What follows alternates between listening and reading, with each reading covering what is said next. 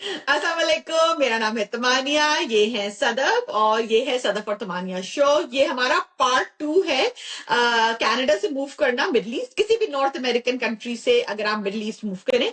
हमने एक video post की थी और सदफ ने जो मिडल ईस्ट के सब्ज बाग दिखाए, अब सब लोग कह रहे चलो चलो कतर चलो, दुबई चलो, कह रहे लोग कह रहे चलो चलो कतर चलो। लोगों के सवालों, इतने सारे सवाल आए सदफ। आई आई थॉट हमने काफी कॉम्प्रिहेंसिवली उसको किया था, लेकिन लोगों के बहुत फॉलो अप सवाल आए हैं। तो सदफ, आप रेडी हैं अपने फैबुलस लाइफस्टाइल को लोगों को डिस्क्राइब करने के लिए? हाँ, डिस्क्रिप्शन तो होगी, उसके बाद लोगों को खुद ही पता चलेगा कि मेरी लाइफस्टाइल कितनी नॉन फेबुलस है। नहीं, अल्लाह का शुक्र है। मैं सदफ को हमने हमने विजिट किया था दिसंबर में। तो मैंने सदफ को कहा, मैंने कहा सदफ मुझे बहुत गम है तुम्हारे जाने का, बहुत ज्यादा, लेकिन अपने फ्रेंड्स को ना एक अच्छी जगह देख के दिल को बहुत खुशी होती है। तो इसको जब सदफ को मैंने विजिट किया ना, तो मेरे दिल को एक सुकून आया। वो सो हैप्पी, माशाल्लाह माशाल्लाह। के आपको होता है, खुशी होती है कि हमारे फ्रेंड्स एक माशाल्लाह माशाल्लाह माशाल्लाह। इट्स अ लवली लाइक, और बट ऑफ कोर्स किसी भी चीज के पीछे एक मेहनत होती है, पूरी रिसर्च होती है। तो which is why I feel like Sadaf, कुछ लोग जो कंसिडर कर रहे हैं इसको, इसलिए उन्होंने हमसे सवाल पूछे। सदफ, अच्छी बात यह है कि लोगों ने बहुत कतर स्पेसिफिक सवाल पूछे। क्या सवाल? अच्छा जी, पहला सवाल जो है वो ये है, ये एक्चुअली बड़ा इंटरेस्टिंग सवाल है। उन खातून ने कहा कि she grew up in Saudi Arabia, और फिर उन्होंने कहा कि दुबई की वो एग्जांपल दे रही थी। शी सेड कि व्हाट दे हैव, उनके फ्रेंड्स वगैरह ने जो उनको describe, now she is thinking of moving अपने बच्चों के साथ to a middle eastern country. But she said कि जो बहुत लोगों का दुबई का एक्सपीरियंस रहा है, शी सेड कि इट इज कि वो कुछ केसेस के अंदर, because of course Arab countries के बेनिफिट्स भी हैं, बट जो कुछ कॉन्स भी हैं उससे भी हम सब अवेयर हैं। तो उन्होंने कहा कि वहां कई दफा नॉन मुस्लिम्स को प्रेफर किया जाता है मुस्लिम्स के ऊपर, क्योंकि ऑफ कोर्स वहां एक हायरार्की होती है, एग्जिस्ट करती है, विच हम वी हैव टॉक्ड अबाउट। तो उन्होंने कहा कि क्या वहां आपको ये फेस कर, कतर में क्या ये होता है, और क्या, उन्होंने कहा कि वी एक्चुअली फेल्ट कि हमें ज्यादा आसान था। अमेरिका में कुछ लोगों ने कहा कि हमें रिलीजन प्रैक्टिस करना ज्यादा आसान था, क्योंकि अब अगर हम दुबई में अपने बच्चों को कहते हैं तो हमारे बच्चे कहते हैं यहाँ तो मुस्लिम्स भी नमाज नहीं पढ़ रहे, आप क्या हमें नमाज पढ़ने का कह रही हैं? तो हमारे लिए थोड़ा कि मुस्लिम्स भी रोजे नहीं रख रहे, आप हमें क्यों कह रही हैं? तो एक होता था ना कि यहाँ तो हम बच्चों को कहते हैं कि भाई मुसलमान हो और रखने हैं। तो उन्होंने कहा कि क्या ये दो बातें, Muslims preferred and ease of practising religion, इसमें कतर में कैसा इसका है? Okay, so there are two questions here. Okay, let's start with the first point, which is racism. Okay, let me tell you, racism is real. Absolutely 100%. अगर आपने जहां जिससे जो भी सुना है, ये बिल्कुल सही बात है. But I would say this also, that racism exists everywhere. ठीक है, पाकिस्तान में जैसे मैं कराची की हूँ, तो वहां पे बहुत ही माइन्यूट लेवल क्या होता था, सिंधी और महाजर फटा हमने सारी उम्र देखा. ठीक है, अब हम कनाडा में भी बहुत चीजों में बहुत सिस्टेमिक रेसिज्म है, बहुत ज्यादा. अब सिर्फ द थिंग इज कि बिकॉज सोशल मीडिया की वजह से और लोग वोक हो रहे हैं, तो people are careful. Okay, they are careful, but that does not mean that the hearts are not prejudiced. Middle East में, here is the thing, right? They know they can be openly racist and get away with it. उसकी ना हर चीज की history और background होता है. उसकी वजह यह है कि दोनों तरफ से एक लोकल्स हैं और एक एक्सपेक्ट्स हैं, दोनों की जो है इशू है. पहली बात ये कि देखिए, ये सैडली मैं पाकिस्तानी हूं, तो मैं उस पर्सपेक्टिव से बात करूंगी. ये तो जस्ट सेट बात है ना कि पाकिस्तान एक थर्ड वर्ल्ड कंट्री है. अब जब ये कंट्रीज, ये जो जितने मिडिल ईस्टर्न कंट्रीज हैं, they are newer countries, 60-70s में बने, तो नॉट इवन 100 years old. तो इन लोगों के यहाँ ओवरवेलमिंगली जो हम जैसे लोग हैं ना, वो बहुत कम है. ओवरवेलमिंगली क्या पाकिस्तानी आते हैं, मजदूर, टैक्सी ड्राइवर, लेबर, रोटी वाला, बकाला वाला, सड़क साफ करने वाला. तो इनके जहन में ये कॉन्सेप्ट बना हुआ है. अब तो ये लोग, इनकी जो न्यू जनरेशन है, वो बहुत पढ़ लिख गई है, वो लोग भी वोक हो गए हैं thanks to the globalisation of the world.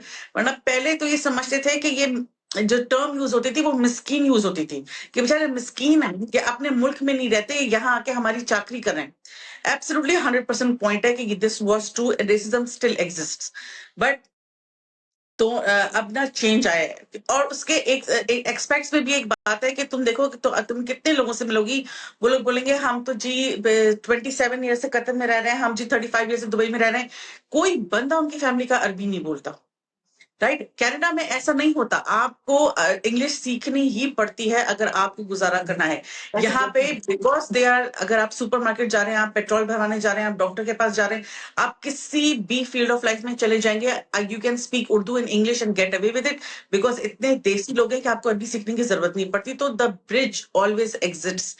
And ये तो बात जैसे हुजूर सल्लल्लाहु अलैहि वसल्लम ने 1400 साल पहले ये बात क्यों बोली, अब समझ आती है कि किसी अरबी को अजमी पे और अजमी को अरबी पे फोकियत नहीं है, बिकॉज वो उस वक्त इन लोगों की मेंटालिटी समझते थे। रेसिज्म बिल्कुल एग्जिस्ट करता है। और जो ये बात है मुस्लिम वर्सेस नॉन मुस्लिम वाली के प्रेफरेंस की, मुझे लगता है कि ये जो इसने क्वेश्चन लिखा है, she is trying to be very polite and she is just trying to say कि white people are overwhelmingly non-Muslims and are they preferred? Yes, they are preferred. उसकी वजह क्या, अगेन उसकी वजह यह है कि जो भी व्हाइट मैन आता है ना, वो अपनी सर्टन एक्सपर्टीज लेकर आ रहा है, या वो अपनी इंजीनियरिंग ला रहा है, या वो अपनी डॉक्टरी ला रहा है, या वो ब्रिज बना रहा है, या वो बिल्डिंग बना रहा है, वो कोई फाइनेंस बना रहा है। तो पहली बात है कि इन लोगों ने उसकी पूजा करनी है, क्योंकि इनको अपना मुल्क डेवलप करना है। ठीक है, पाकिस्तानी जो है ना, they are considered followers, they are not considered leaders, पहली बात ये। ठीक है, और दूसरी बात ये कि colonial hangover is very real. जैसे अब मैं आपको बताऊं, ये इतनी ट्रू बात है कि कहीं का भी जो जितना जैसे जब 2008 का फाइनेंशियल क्राइसिस था, उस वक्त हम अबू धाबी में रहते थे, कतर में नहीं रहते थे। हमारी आंखों के सामने जितने भी ब्रिटेन में और यूएस ब्रिटिश स्पेशली ले ऑफ्स हुए थे, they were all white trash. They were laid off and they all moved to Abu Dhabi and UAE and all these places.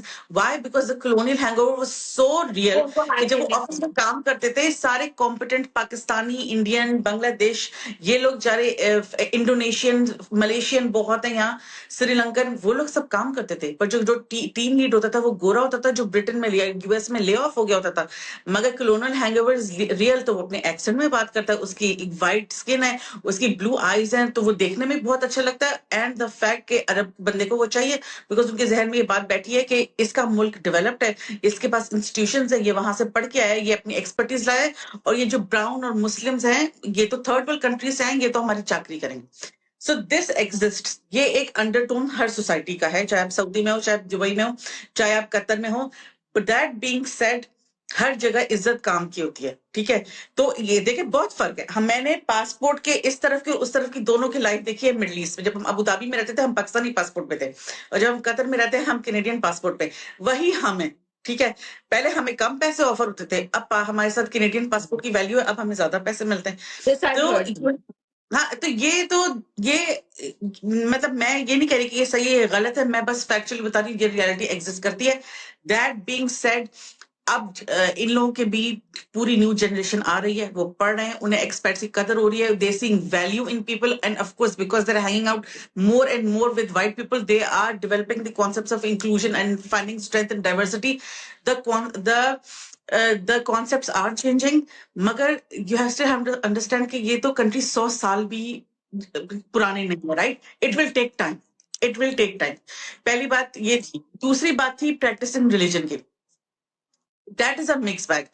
कुछ चीजों में ना रिलीजन प्रैक्टिस, अपना पर्सनल रिलीजन प्रैक्टिस करना बहुत आसान है, कि आप कहीं भी हो, आप बीच में हो या बहुत ही हाई एंड 5 स्टार होटल में हो, नमाज की जगह आपको मिलेगी, और वहां पे you will always be the religious majority, in the sense कि वहां हिजाबी और बुरके वाली औरतें भरी होंगी, you can do modest wearing, and you can have, you will be a Muslim, and all of these things will be taken care of. अगर आपको हिजाब का, पर्सनल नमाज का ये है, और ये है कि अगर आपको कुरान क्लास चाहिए, अगर आपको अरबी सीखनी है, अगर आपको कोई भी हदीस का किसी भी चीज का कोर्स करना है, बेसिकली डाइम अ डजन हर चीज मौजूद है। रिलीजन सीखना, प्रैक्टिस करना बहुत आसान है। दैट बीइंग सेड, जब मेरे बच्चे छोटे थे, वो ये सवाल नहीं पूछते थे। अब मेरे बच्चे बड़े हुए हैं और वो ऑब्जर्व करते हैं, वो डिफरेंट काइंड ऑफ मुस्लिम्स का बिहेवियर देखते हैं। ठीक है, तो वो ये, अब आपके बच्चे भी हो सकता है, जैसे आपने ये बात बोली कि यूएस में रिलीजन प्रैक्टिस करना आसान था, वो इसलिए बिकॉज आपने अपने गिर्द इतनी एक कम्युनिटी बनाई हुई थी, मस्जिद स्पेसिफिक, राइट? तो बच्चों को लगता था कि सब लोग नमाज पढ़ते हैं। अब यहाँ अजान होती है, बहुत से इवन जैसे अगर हम लोग बैठे हुए हैं, पाकिस्तानी है, मुस्लिम्स हैं, कुछ लोग उठे नमाज के लिए, कुछ लोग नहीं उठे क्योंकि वो नहीं पढ़ते, लेकिन बच्चे कहते हैं कि ये मुसलमान है, ये नमाज क्यों नहीं पढ़ा, यू नो। तो in the end I think इस सवाल का यह है कि practice to practice religion is very high, but you can, the behavior of other Muslims around you is not in your control, that can raise questions with your children. and your children. अच्छा, इसी से related है, although question बाद में था, but I think it's an important one to bring up is alcohol. And this is one question, and I know अभी आजकल news में बहुत शोर एक हुआ था, फिर then उन्होंने deny कर दिया कि सऊदी अरेबिया में वो alcohol allow कर रहे हैं. तो someone said कि what about alcohol? Is it allowed now in the Middle East? क्या है? And that's similar, right? कि आप अपने बच्चों को कहो हम यहाँ, it's easier for us to tell our kids because they will see less. And I will say that यहाँ भी Muslims हैं who consume alcohol, but probably जो आपकी community होती है उसके अंदर वो लोग नहीं होते. So, what about, yes, the question of alcohol in the Middle East? Okay, so here is the thing. 30 साल पहले, 15 साल पहले जब हम अबू धाबी में रहते थे ना, वहां फुल शराब मिलती थी, ठीक है, और लोग पीते थे. It might not be as common as it is now in Dubai, because Dubai बहुत कल्चर चेंज हो गया, बहुत कल्चर चेंज हो गया. They have really opened up to be progressive and to allow the white people in. मगर 15 साल पहले भी शराब थी, और अब जब हम गए अब तो हमें वाजे फर्क लगता है कि the ease of buying and drinking. Of course जैसे अगर you have to have a liquor licence, जिस तरह कनाडा में होता है कि लिकर स्टोर सेपरेट होता है, ग्रोसरी स्टोर सेपरेट होता है, you have to have a liquor licence and then you can buy from those places. Same place is in Qatar के हर बार्स एग्जिस्ट करती हैं, रेस्टोरेंट्स में वाइन लिस्ट होती हैं, आप जाएं बैठे. some restaurants do, some restaurants don't. जब आप बुकिंग करा रहे होते हैं, the website will tell you we serve alcohol, we don't serve alcohol, and you can choose whether you want to or whether you don't want to. That being said, I have been to parties, जब आप किसी के घर गए और dinner party regular वहां शराब सर्व हो रही है और सारे पाकिस्तान में, और जिसको पीनी है पिए, जिसको नहीं पीनी ना पिए. तो हाँ, ऐसा ये जो स्टिग्मा है, ये जो पाकिस्तानियों में और हम में एग्जिस्ट करता है, वो ये है कि जो पाकिस्तानी पी रहे होते हैं वो ऐसा ओपन नहीं होते कि जैसे पार्क में आप शराब लेके बैठ जाए. ये नहीं हो सकता कि आप बियर की बोतल लेके वॉक करने चले गए, जिस तरह ये नहीं हो सकता. मगर ये नहीं है कि शराब बिल्कुल ही बंद है, ऐसा नहीं है. मतलब मैंने वहां भी अबू धाबी में भी देखी थी and I was not surprised. Qatar में भी आई एम नॉट सरप्राइज्ड.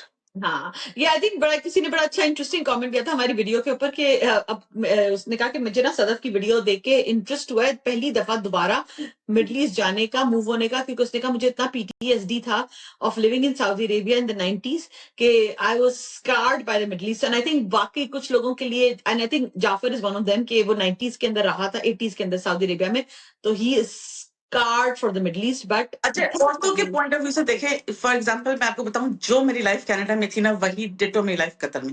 मैं वहां भी गाड़ी चलाती थी, मैं यहाँ भी गाड़ी चलाती हूँ. मैं वहां भी जो दिल चाहता पहनती थी, मैं यहाँ भी पहनती हूँ.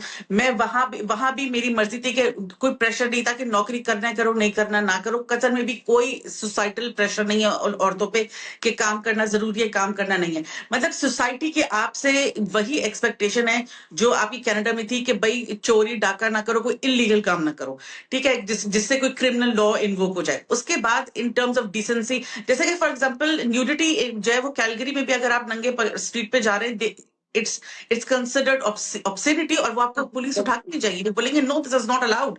तो सेम यही है कि यहाँ पे भी आप बहुत ही ज्यादा फहश कपड़े पहन के मॉल मत जाए. They do not like it, they frown upon it. एक ड्रेस कोड होता है, बट ये तो दोनों जगह एग्जिस्ट करता है. तो सोसाइटी की जो एक्सपेक्टेशन फ्रॉम वुमन है ना, जो 90s में होगी फॉर श्योर कि औरतें गाड़ी नहीं चला सकती थी. मेरे सामने की भी याद है कि हमारे कोई जानने वाला हमारे घर आया पाकिस्तान में, उन्होंने बहुत खुश होकर बताया कि सऊदी में अब औरतों को मोबाइल फोन अलाउड हो गए. तो जब हमने बोला है ये क्या बात है, क्योंकि अब तो औरतें देखे क्या नहीं कर रही सऊदी में भी. हाँ, तो ये बहुत सारा डिफरेंस आ गया, विच इज इंटरेस्टिंग. अब तुमने सवाल पूछा कि किसी ने ये सवाल पूछा था कि जो बच्चे जो होते हैं जो नॉर्थ अमेरिका से अगर वो कतर मूव करें तो उनके लिए क्या, लाइक इज इट इजी, जो होता है ना जैसे बच्चों के ऊपर जो चीजें होती हैं. And I know we handle peer pressure and brand consciousness earlier also, मगर उन्होंने ये पूछा इन दोनों सवालों का कि क्या बच्चों के लिए आसान होता है नॉर्थ अमेरिका से आके कतर में सेटल करना, और क्या ज्यादा पीयर प्रेशर होता है on brands for children. Okay, बच्चों के लिए तो एज ग्रुप पे बहुत डिपेंड करता है. जितना छोटा बच्चा होता है वो उतनी आसानी से एडजस्ट कर जाता है, ठीक है.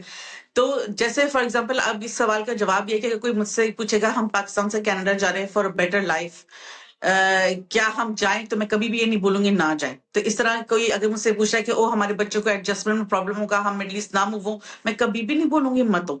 क्योंकि स्कूल में ऑफ कोर्स मुझे भी ना Calgary Tasmania is such a wide place, हम रियलाइज ही नहीं करते, हम एडजस्ट हो जाते हैं। जब मैं कतर में हुई थी मुझे बहुत ज्यादा ये होता था कि ओ माय गॉड कोई गोरा कितना कम है इस साथ, तो मुझे इट हिट मी कि it's a brown country, it's an Arab country, this is what you hear on the streets, that so there is a bit of adjustment too. And बच्चों को, जो मेरा बड़ा बेटा था, he had started grade 6, it did take him time, okay, it did take him time, पर जो grade 2 में था छोटा वाला, उसको कोई मसला नहीं हुआ, तो वो बहुत इजीली हो गया। बट दैट इज बिकॉज मेरे बच्चे हार्डकोर कैनेडियन स्कूल में जाते थे और वहां का बिल्कुल वही कल्चर था जो कनाडा का कल्चर है। जो देयर कतर इज अ में reason I think that's good.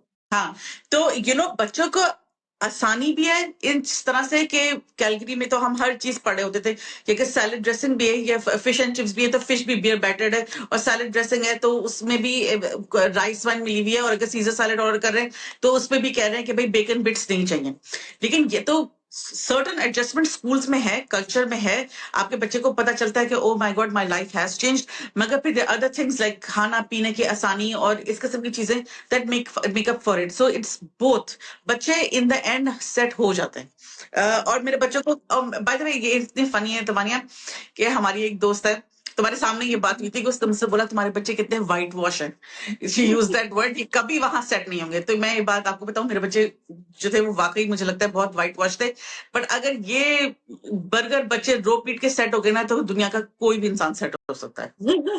I know, and पता है इसमें चीजें भी मुझे लगता है दुनिया में चेंज हुई है। किसी ने लिखा हुआ था कि मुझे आज तक अपनी एक दुबई की teacher I don't forget, because वो बहुत बुली थी और वो मुझे बहुत बुरे तरीके से हैंडल करती थी। तो and as you said right कि अब स्कूल्स के ऑप्शंस इतने ज्यादा हैं कतर में, तुम्हारे बच्चे कैनेडियन स्कूल में जाते हैं तो ये भी अब चीजें चेंज हो गई। ऑफ कोर्स आई थिंक जैसे तुम बता रही थी कि वहां भी डिफरेंट तरह के स्कूल्स हैं, मे बी वहां भी कोई ऐसा स्कूल हो जहां भी बच्चे बुली होते हो, but like that would be very sad actually. But मुझे लगता है ओवरऑल शायद ये अवेयरनेस आ गई है कि अब बच्चों को आप इस तरीके से डील ना करें जो पुराना तरीका था।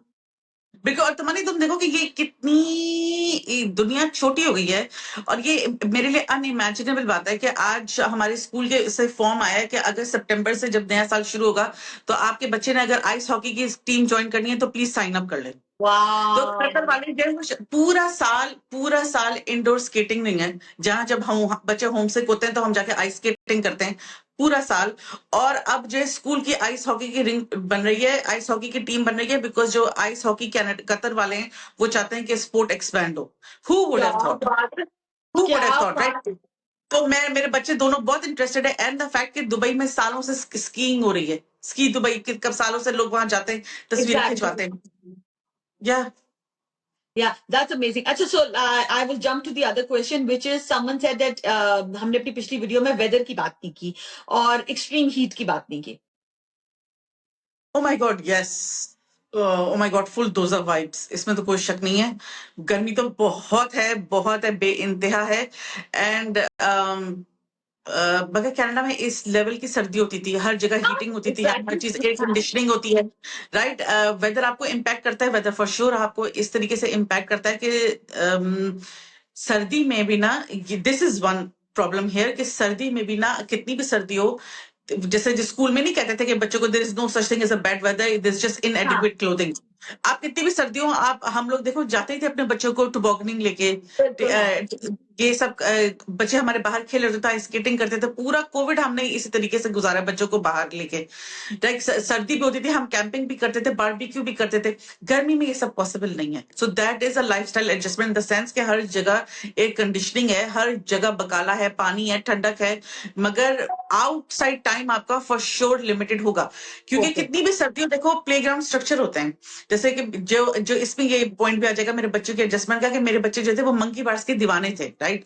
तो बच्चे जो है सर्दी में कितनी भी ठंडी मंकी बार्स हो, मेटल ठंडा वो पकड़ के करते हैं, या नहीं हो सकते? ओ गर- गरम हाँ। या मंकी बार्स का नहीं होते, राइट? यहाँ स्लाइड्स नहीं होती, मेटल की स्लाइड्स जिस तरह गर्मी कनाडा में में होती थी।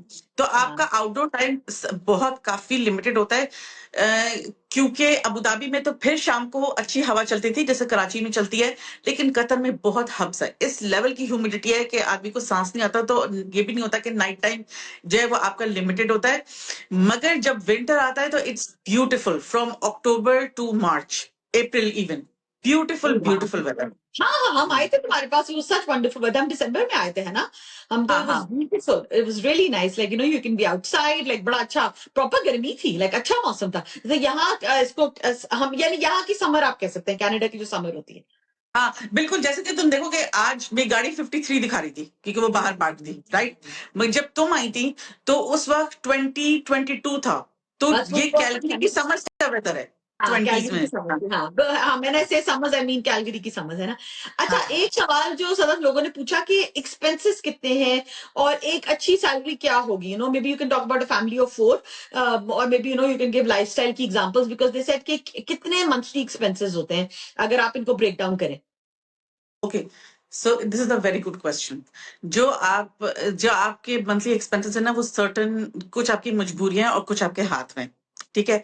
ऑफ कोर्स अगर if you are thinking to relocate, just remember that you have to be a very good negotiator and you have to make sure that your employer will give you rent and your employer will give you school fee.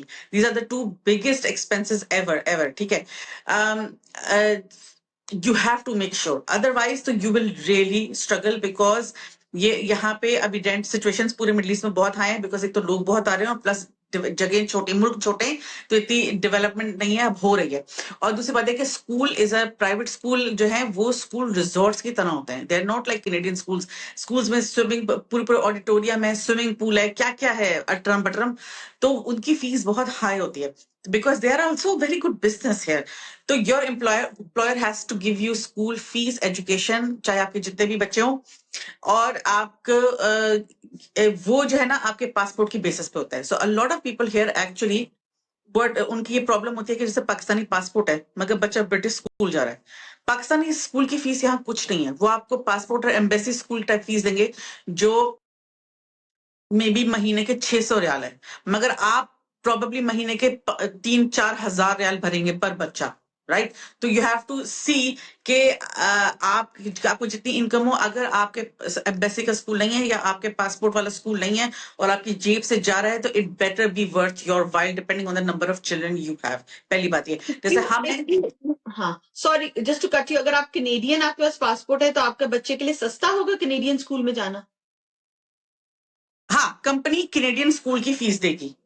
O, okay, got it. हाँ ठीक है। अब जैसे जो यहाँ का सबसे महंगा स्कूल है वो एक अमेरिकन स्कूल है, मेरे बच्चे स्कूल में नहीं जाते क्योंकि मेरे बच्चे कैनेडियन स्कूल में जाते हैं, क्योंकि अगर मैं अपने बच्चे को अमेरिकन स्कूल में डालूंगी तो कंपनी तो कैनेडियन स्कूल की पूरी जो फीस उन्होंने वेबसाइट पे चलान दी है वो देगी, मगर जो शॉर्टफॉल है जो बहुत ज्यादा है वो मैं अपनी जेब से भरूंगी पर चाइल्ड, समझी।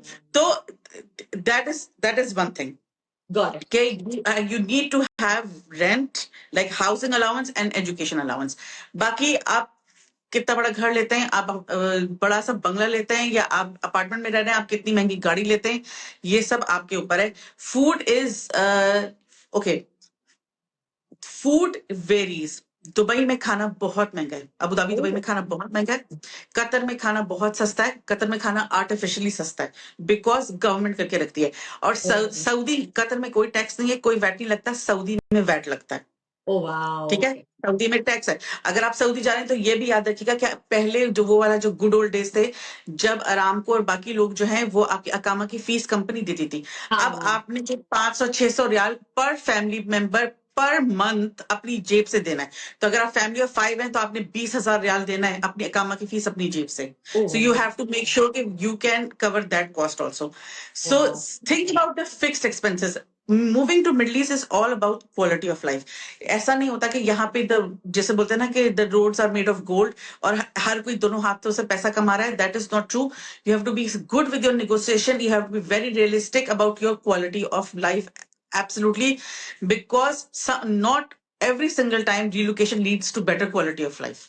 हाँ, that is so true. That is a very good point. So what would you say would be, अगर किसी को लेना हो तो what would be, and you know ये चीजें बहुत change होती हैं, so maybe अभी हम right now we are talking May of 2025, what would be a good salary range जो लोगों को negotiate करनी चाहिए, जो तुम बता रही हो कि rent और स्कूल तो आपका ऑफिस दे और उसको निकाल कर, या ये उसमें इंक्लूडेड होता है सैलरी के अंदर पे? अब तुम देखोगे तमानिया, अगर फॉर एग्जाम्पल अगर कोई बंदा कहता है कि वो हम फैमिली ऑफ 4 हैं, हमें 10,000 सैलरी ऑफर हुई है, पर मंथ, राइट? अगर और वो समझो वो पाकिस्तान से कनाडा से आ रहे हैं, उन्हें बड़े से घर में रहने की आदत है, अब वो यहाँ आके अपार्टमेंट ढूंढेंगे, उनको मिनिमम अगर उनके 2 बच्चे हैं तो उनको 2 बेडरूम अपार्टमेंट चाहिए, राइट? 4 लोगों में 2 बेडरूम 2 बाथरूम तो आपको चाहिए। अब अगर एक 2 बेडरूम अपार्टमेंट ही 4,000 रियाल का आ रहा है या 4,500 रियाल का आ रहा है, तो 45% of your income went in the rent. अब इसके बाद आपने गाड़ी की पेमेंट करनी है, फिर आपने फूड देना है, फिर आपने इंटरनेट देना है, आपने यूटिलिटीज देना है। Utilities are very cheap, but internet आपके ऊपर, आप कितना महंगा पैकेज देते हैं, आपको कितना अच्छा इंटरनेट चाहिए इन दिस केस। और and that is me assuming कि आपकी स्कूल की फीस जो है वो डायरेक्ट पास थ्रू है, लाइक आपकी कंपनी पूरा पूरा जो स्कूल का चलान आ रहा है वो भर रही है। So that is the thing. अब अगर आप यहाँ आ गए, maybe you are saving money, but if you are used to a bigger house and you're unhappy in an apartment and you want to move to a bigger house but you can't afford it, is that positive quality of life? Research is key. जब मैं move हो रही थी तो हर जगह का ना internet is the best tool ever. जैसे फॉर कतर, अगर आप यूएई में रहते हैं, आप डुबिजल वेबसाइट है, वहां से खोल के घर, कैसा घर मिल रहा है, किस इलाके में मिल रहा है और कितना उसके रेंट है, आप देख सकते हैं। अगर आप कतर में रह रहे हैं तो आप कतर properties.net के वेबसाइट है, आप उसमें के सारे रेंटल लिस्टिंग्स हैं, आप देख सकते हैं। और जहां भी स्कूल और ऑफिस है, गूगल मैप्स पे रास्ता डाल के देख लें कि कितनी देर का है, क्या होगा। This is how I did my research, right? हाँ बिल्कुल, अब तो मेरे फॉर एग्जाम्पल, अब 2 बेडरूम का जो अपार्टमेंट है, अगर हम ले या तुम लेने जाओ, तुम्हें 2 बेडरूम चाहिए, हो ही नहीं सकता कि तुम्हें 4,000 से कम मिल जाए। इससे कम किराया तुम्हें कहाँ मिलेगा, खुद बताओ। It's not realistic, right? Wow. नहीं, that so हाँ, Middle East में भी चीजें, as you know, you're saying कि they are getting expensive, so do incorporate those and you can just research. अच्छा जी, अब एक सवाल ये है कि social activities और opportunities क्या हैं कतर के अंदर? यार जहां पाकिस्तानी होंगे वहां पार्टी नहीं होगी क्या? भाई, हर जगह वही लोग हैं, वही पार्टियां हैं, बिल्कुल वही सिस्टम है। यू गो, आप एक से मिलते हैं, फिर से और से मिलते हैं, फिर और से मिलते हैं, फिर और से मिलते हैं। You find like minded people. Some people drift off because you don't get along and that's okay, and some people are really become close to you because your energies match is the same. But I would like to say कि शुरू में जो branded lifestyle वाला comment आया था, it would fit here now कि जो branded lifestyle है, people are very, they make a conscious attempt to be very very very branded. And उसका रीजन है, ठीक है, उसका रीजन ये कि जो भी कोई जगह होती है ना, उसका कल्चर उसके लोकल लोग मिलाते हैं, ठीक है। जैसे हम कनाडा जाते हैं ना, तो कनाडा में हर कोई जो है वो सर से पांव तक शनेल के हेडबैंड से लेकर जूते तक नहीं होता, राइट? और और वहां का डिफरेंट माइंडसेट है। वहां पे people are more environmentally friendly, people are more frugal, they are penny wise and they do not find this which fuzul ki shosha cheeze nahi karte. I'm talking about the white people in general. Of course there are exceptions. So when we go as immigrants, we have to fit in, we adapt and we follow that lifestyle. And there is a lot of emphasis ke har kisi ko apni potential achieve karni hai, self actualization hai. Even if you are a stay at home mom, you are doing something on the side so you don't have a brain rot vegetable. But then realize these countries are probably 160 years old. These countries, the locals themselves, they're all new money. Evolving. They had oil discovered in the 1970s. So even the locals are new money. In less than, let's say, 70 years, अगर आपका social fabric जो है वो ऊंट से Mercedes पे गया ना, that is unsustainable. Okay, you need time to develop institutions, you need time for your generation to grow up and do पढ़ाई। अभी ये सब लोग नौ दौलत हैं, तो जो locals हैं वो भी हर वक्त स्विट्जरलैंड जा रहे हैं, हर वक्त शनेल के बैग हैं, हर वक्त बड़े बड़े सन ग्लासेस लगाए हुए हैं, इंडोर्स भी, हर वक्त महंगे कैफेज में बैठे हुए हैं, हर वक्त बोटॉक्स करा रहे हैं। तो ये लाइफस्टाइल ये इन जनरल बन जाता है। अब जो पाकिस्तान से या हम जैसे लोग आ रहे हैं ना, this is how they think, okay this is the culture. And also ये ऑफ कोर्स ये सैड बात है कि पाकिस्तान एक थर्ड वर्ल्ड कंट्री है, इवन तो हम खुद पाकिस्तान से। तो जब कोई पाकिस्तान से निकलता भी है ना, उसके लिए वो जनरली अपग्रेड हो जाता है लाइफ। बिकॉज कुछ भी हो, आप यहाँ पे कितना भी कम कमा रहे हो, आपकी लाइट तो नहीं जाती, आपके पानी तो नहीं कटता, बॉम्ब ब्लास्ट तो नहीं होता, सिक्योरिटी के मसले नहीं है, राइट? तो आपको ये सब होते हैं, तो you have more disposable income. When you have more disposable income, तो आप वही करता, आपको तो हैंड बैग, जूते। यहाँ जनरल बात होती है, oh where are you going in the summers, हर कोई यूरोप घुमा हुआ है, इट्स अ स्टेटस सिंबल। हर कोई मुझसे पहले सवाल पूछता था, आपका कनाडा में अपना घर है? तो मैं कहती थी नहीं। आप 10 साल नहीं है, आपके पास घर नहीं है? मैं कहती थी नहीं, मेरे पास तो घर नहीं है, बिकॉज सबने पाकिस्तान में कोठियां बनाई हुई हैं। ये स्टेटस सिंबल्स है, right? So you do, there is a tendency for you to fall into this. और हर किसी की जेब फर्क होती है. जिसको लगता है कि कोच या मार्क जेकब्स का बैग कितनी हाई एंड चीज है, वो औरत ने वो उठाया होता है. और कुछ लोग ऑफ कोर्स अर्मस और शनेल लेके घूम रहे होते हैं और लुई विटॉन लेके घूम रहे होते हैं. हर सोशल क्लास जो है उसके डिफरेंट एस्पिरेशनल ब्रांड होता है.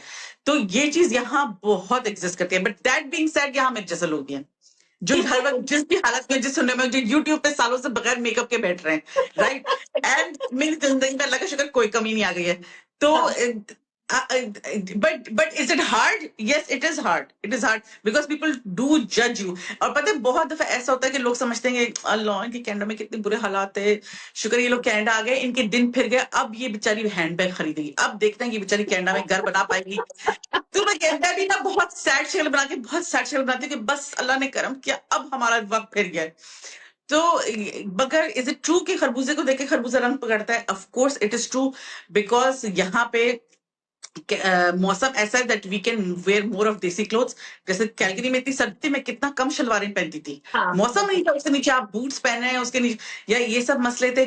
यहाँ पे इट इज सो इजी कि आपने हाई हील्स पहनी है, आपने शलवार कमीज पहना है, आप लोगों से मिलना है, जनरल ट्रेंड है. तो यहाँ तो लोगों को मैंने इतने ब्रांड सीखे हैं जो मुझे कनाडा में शायद में रहती मुझे पता भी नहीं होता, कपड़ों के ब्रांड्स.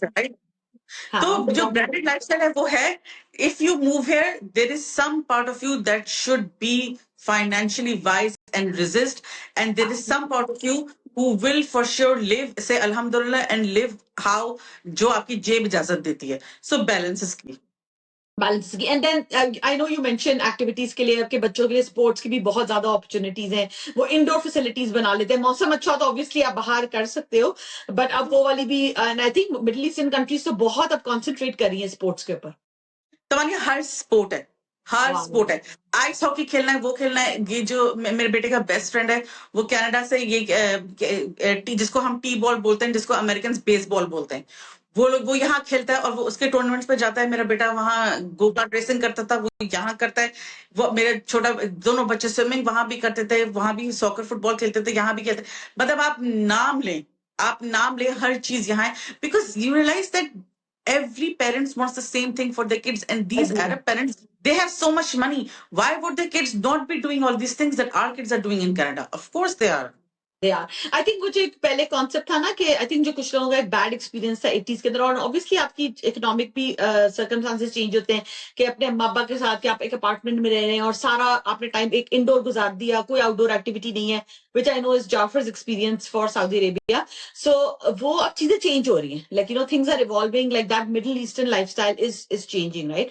तो that is a very good point. बहुत चेंज हो रही है. There is, you are absolutely spot on, चीजें बहुत चेंज हो रही हैं. But can I tell you that people are still having bad experiences. You cannot control what kind of boss you will have. You cannot control whether, you know, I've had some very ugly experiences on the road with white people in Canada, and some people sadly have very terrible experiences in Pakistan, and you can also have equally terrible experiences here. अगर खुदा न खास्ता कहीं गाड़ी लग जाए और आपके जो मेरी एक वर्क प्लेस कनाडा में बहुत अच्छी थी, I used to love it, और मेरी एक वर्क प्लेस कनाडा में इतनी टॉक्सिक थी मैं बता नहीं सकती, राइट. यहाँ पे भी ऑफ कोर्स हर जगह राइवलरी है प्रमोशन के लिए. इंसान का ना अच्छा वक्त चलना चाहिए हर वक्त. तो बस अल्लाह में से दुआ मांगनी चाहिए कि हमारा अच्छा वक्त हो. तो यहाँ पे भी हॉरर स्टोरीज हैं, जिस तरह पाकिस्तान में भी हॉरर स्टोरीज थी और कनाडा में भी हैं. एक दफा मुझे याद है कि हम वॉलमार्ट पे खड़े हुए थे, चेकआउट करा रहे थे बहुत सालों पहले. इतना अच्छा वेल ड्रेस तमीज का इंसान, उसकी वेडिंग रिंग घड़ी सब बता रही थी कि he is a misfit here, the way he was, उसकी बॉडी लैंग्वेज. तो उसने मेरे मियाँ से पूछा कि what do you do, can I am looking for work, I am a new immigrant, I just move here. वो कितना कोई पीएचडी इंजीनियर था, इजिप्ट से मूव हुआ था और वॉलमार्ट पे खड़ा टेलर कर रहा था. उसकी न्यू इमिग्रेंट पे उस वक्त मैं अक्सर मुझे वो आदमी नहीं भूलता, आई मेक अ दुआ फॉर हिम कि अल्लाह मैंने उसको सेट कर दिया हो. बट यू नो जब आप कहीं न्यू मूव होते हैं, it does take time to settle. अच्छा वक्त बुरा वक्त हर जगह होता है, but in general if we have to generalize तो things are improving a lot. That's great. अच्छा, किसी ने ये सवाल पूछा कि अब कतर के अंदर भी ना बहुत यूनिवर्सिटीज खुल रही हैं, कई दफा बहुत नॉर्थ अमेरिकन यूनिवर्सिटीज की भी ऐसे मिडिल ईस्टर्न ब्रांचेस खुल रही हैं. तो Dev asked that how would you evaluate the quality of that education, because some parents consider that as an, you know, as another option, right, कि अगर हम मिडिल ईस्ट जाएंगे तो अच्छा हमारा बच्चा भी करीब ही पढ़ लेगा. Okay, here is the thing. Qatar में ना सारे बड़े नाम हैं, जॉर्ज टाउन, ये वो जो मुझे देखो जरा अब जरूरत हो याद भी नहीं आ रहे, मगर जो तुम अमेरिकी यूनिवर्सिटी का नाम लो है तो इट्स अ गुड ऑप्शन, हाँ। मगर एक एक पढ़ाई बहुत महंगी है, ओ वाह, बहुत महंगी है। ओके। ठीक है, ये जो यूनिवर्सिटीज हैं ये लोग बहुत पैसा चार्ज करते हैं। दूसरी एक बहुत बड़ा प्रॉब्लम ये है कि जो गोरा माइंडसेट है ना, वो भी तो एक अपना ही इनका माइंडसेट है कि अगर मैं अपने बच्चे को यहाँ पढ़ा दूं कतर में और उसकी लिखा हुआ हो university of Waterloo Dubai, bye the way university of Waterloo का सालों से दुबई में कैंपस है और ओ यूनिवर्सिटी ऑफ वाह, कैलगरी का कतर में कैंपस है। ठीक है, वाह, तो अब वो यूनिवर्सिटी ऑफ कैलगरी के डिग्री लेके चला जाएगा कनाडा में, उसका कोई गोरा मानेगा ही नहीं UFC graduate, because they have their own bias. They have their own bias. So this is an investment in your child, which requires a lot of money, a lot of money. अगर you be careful. Be careful. पहले मुझे ये समझ नहीं आता था कि बहुत से लोग जो हैं जो यहाँ रहते हैं वो पाकिस्तानी इंडियन पासपोर्ट्स पे वो अपने बच्चों को इंटरनेशनल स्टूडेंट की फीस देके अपने बच्चे को इतना दूर भेजने को क्यों राजी हैं और इसको यहाँ क्यों नहीं पढ़ा लेते एजुकेशन सिटी में। नाउ आई रियलाइज कि पढ़ तो जाएंगे बच्चे और पैसा शायद उतना ही लगेगा, मगर जब वो बाहर कभी, क्योंकि ये तो फॉर एवर दुनिया नहीं है ना, they you know for a fact कि जिस तरह मौत का वक्त मुय्यन है उस तरह मिडिल ईस्ट छोड़ने का टाइम भी कोई मुय्यन है। तो जब आप छोड़ेंगे तो आप कहीं जाएंगे लंदन अमेरिका कनाडा, वापस वो आपकी डिग्री ही नहीं मानेंगे। उनको तो अपना ही लोकल स्टैंप वाला बंदा सही लगता है। और ये कनाडा के भी जो हालात है कि जो स्टूडेंट्स हैं बेचारे फ्रेश ग्रेजुएट्स वो इतना स्ट्रगल कर रहे हैं फॉर एंट्री लेवल जॉब्स, तो वो कोई कतर या दुबई के आए हुए वाले बंदे को क्यों मानेंगे। तो ये एक बहुत बड़ा प्रॉब्लम है that will you put in so much money but and you get that degree, but will it open doors for you when you move to a white world, and sadly the answer is no. That's a very good point. अच्छा, एक किसी ने पूछा है कि when you move as जैसे तुमने कहा कि कोई अमेरिकन मूव करता है या कोई कनेडियन मूव करता है, maybe you can talk about as a Canadian, उसकी क्या लीगल implications होती हैं, because I know you and I did talk about it, कि कई दफा कुछ लोग बिल्कुल ही हर चीज खत्म करके आते हैं, but is there a foreign income tax you have to pay, because कुछ लोगों ने कहा कि अगर आप ऑस्ट्रेलिया से मूव होते हैं मिडिल ईस्टर्न कंट्रीज में तो आपको फॉरेन इनकम टैक्स करना होता है। क्या ये कुछ चीजें हैं जो लोगों को कंसिडर करनी चाहिए? Okay, I cannot comment on the British and the Australian system. I can only comment on the Canadian and the US system. ठीक है, okay. So US has a world tax income program. ठीक है, आप दुनिया में कहीं भी रहते हो और आप कहीं भी अगर $2 भी कमा रहे हैं तो आपको टैक्स फाइल करना है और आपको टैक्स देना है। कनाडा तो अगर आप मिडिल ईस्ट में रह रहे हैं तो which is why by the way this is why there is a huge reason कि बहुत से लोग जो मिडिल ईस्ट में रहते हैं उनके पास ग्रीन कार्ड है तो हर वो 6 महीने वाली खारी कर रहे हैं कि 6 महीने पे आपको एंट्री लगानी होती है। वो आपको एक डेट देते हैं कि अगर तुम्हें अपना ग्रीन कार्ड वैलिड रखना है तो तुम इस डेट पे एंट्री लगाओगे। और बहुत से लोग करते हैं या वो लोग जो है वो यहाँ कमा रहे हैं और वो एक्चुअली मूव करके अपनी सिटीजनशिप के लिए नहीं अप्लाई करते, बिकॉज जैसे ही सिटीजनशिप होगी टैक्स की रिजीम आपके लिए बदल जाएगी और अगर आप कतर में भी कमा रहे हैं आपको टैक्स देना पड़ेगा। ठीक है, कनाडा का ये सिस्टम नहीं है। कनाडा में आपको नॉन रेजिडेंसी अलाउड है, विच मीन्स कि आप टैक्स आपको फाइल करना है, टैक्स आपको फाइल करना है। ये बात समझ जाए कि प्लीज टैक्स फाइल करने से मत भागे। ये बहुत, मैं हर किसी को कहती हूँ follow the Canadian law, follow the Canadian law. जब खुदा ना खास्ता कोई बंदा मर जाता है ना और उसके बाद टैक्स सीजन आता है तो किसी को डिसीज्ड आदमी के बिहाफ पे भी टैक्स फाइल करना पड़ता है सीआरए को बताने के लिए कि भाई ये बंदा मर गया, इसको खुदा के लिए माफ करो, इसकी फाइल बंद कर दो। तो जब आप कनाडा से बाहर रहते हैं ना आपको नॉन रेजिडेंट टैक्स फाइल करना पड़ता है, जैसे मैं करती हूँ। कनाडा वाले आपको सिर्फ टैक्स करते हैं इनकम ओरिजिनेटिंग इन कनाडा। ठीक है, तो हाँ, तो अगर आपकी कनाडा में कोई दुकान है या घर से किराया और आ रहा है आप उस पर टैक्स देंगे। लेकिन अगर आपका ऐसा कोई सीन नहीं है और आप बाहर रहते हैं किसी भी मुल्क में तो आप टैक्स फाइल करेंगे वो आपसे और अपनी इनकम जीरो दिखाएंगे और उस पर जीरो टैक्स देंगे। लेकिन आपका वही T4 हर हाल में आएगा पेपर, लेकिन टैक्स आपने फाइल करना है हर हाल में। और हाँ, इसका मतलब ये है कि जब आप नॉन रेजिडेंट हो गए तो खुदा के लिए 2 नंबरी मत करें। ये बहुत इलीगल काम है और अल्लाह भी देख रहा है, ये हराम है। Which means that you have to give up your health card, okay, like I have done, because you are allowed healthcare only as a resident because you are paying tax. If you are non-resident and you are not paying tax, then you are not allowed to have healthcare. ये वाली गड़बड़े मत करें कि health card valid रखा हुआ है और कुछ हो तो भाग के जाके कनाडा में इलाज कर लेंगे। No, health card give up करें, नॉन रेजिडेंट टैक्स फाइल करें, ड्राइविंग लाइसेंस आपका नहीं हो सकता. Driving licence is only and only for residents, right? 2 नंबरियां ना करें. द गुड न्यूज इज कि then you also don't have to pay tax.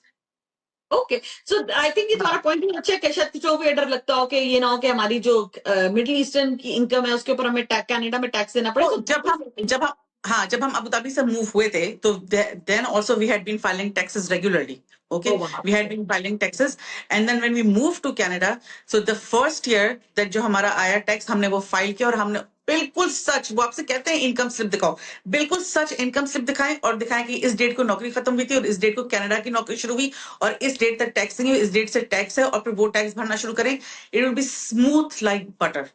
कोई फर्क नहीं होगा, बिकॉज एवरीबडी नोज.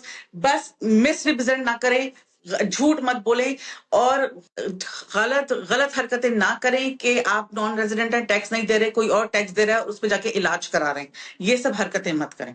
हाँ, गलत काम ना करें. Just follow the process.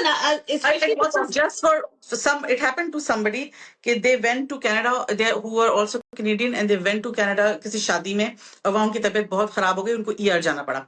ठीक है, so उन्होंने कहा, ये ओंटारियो में हुआ, तो they said okay, where is your OHIP card, right? So they said to the person कि हमारे पास we are Canadian citizens but non-resident, so we don't have a health card. तो उन्होंने बोला कि madam, you have 2 options. You can either you validate your health card and not pay for anything, but then you have to show it on your tax, or you can just pay cash. So then आप हिसाब लगा लें कि what is easier for you. Those people, they paid $1,700 for that ER trip, but they thought it was the best decision for them, but then they did pay for healthcare, right, in cash. $1,700 कोई छोटी बात नहीं होती, but they did pay. But वो उस tax से तो कम होगा ना जो उनको अपनी पर वो टैक्स से तो कम होगा ना जो आप पूरे साल की इनकम पे दिखाएंगे, ऑफ कोर्स. Yes. No, हाँ, so that makes sense.